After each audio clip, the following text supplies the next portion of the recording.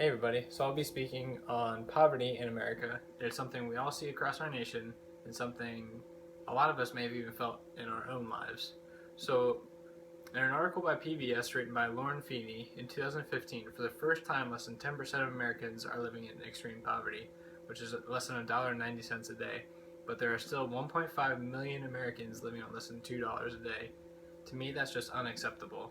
Even though there are welfare programs and welfare reformation, we're still missing our moral obligation to help those people who are in need.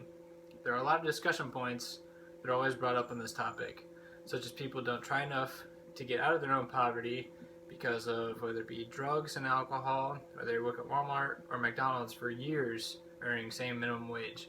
But sometimes how can we expect any different from all of these people when the costs of higher education are so far out of reach for most of them? But what if we changed our thinking and the way we look at poverty as society? Instead of pointing the finger, we try to understand the vicious cycle of poverty and why so many people are stuck in it, and it's a lot harder than we might realize when that's all I've ever lived in. One of the ways to break this cycle starts with education. It's one of the most vital things for breaking poverty in not only children, but for adults as well. As we know, there are so many people who take advantage of the welfare system, but we can't really blame them entirely. Of course, they continue to make those decisions, but what would it look like if instead we reached out to those people at first and tried to start a friendship with them? Not one out of sympathy, but a chance to really get to understand them as a people and their situation for who they are and some of the struggles that they might deal with. Then, with that friendship, it could lead us into an opportunity to reach those people and not just giving them free handouts and so they can just continue to get by, but because we actually care about them as a person. Now think about this.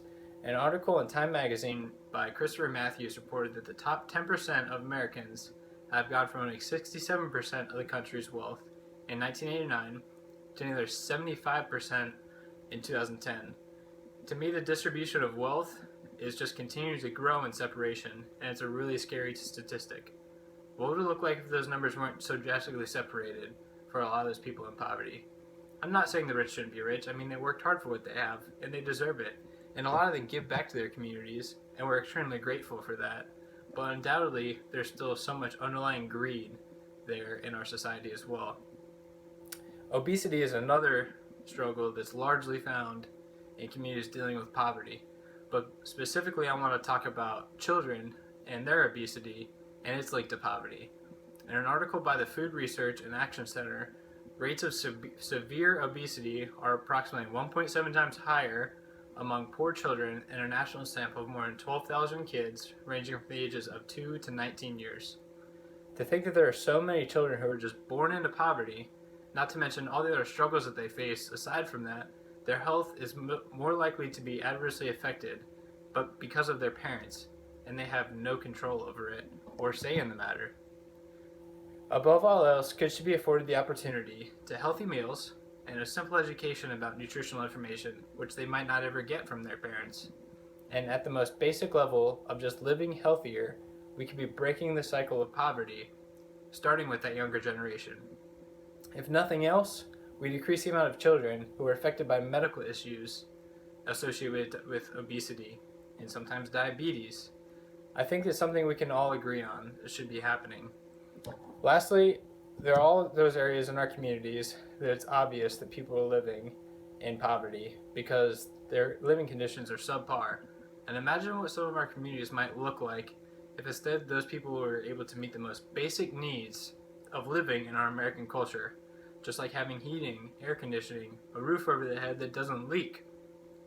Not only would it improve the appearance of the community, but improve the quality of life for so many and give people who have next to nothing something to be proud of, and for many, give them a sense of belonging in that community. In my opinion, if we really strive to eliminate poverty, starting within our own communities, we can drastically alter the lives of so many for the better and stand a good chance to reduce the amount of crimes that are committed out of desperation. Poverty is something we see each day, and it's highly apparent in today's culture. I hope that if nothing else, you might start to think a little differently about how we look about poverty and how we think about it as well, and why so many people might suffer from it. Thanks.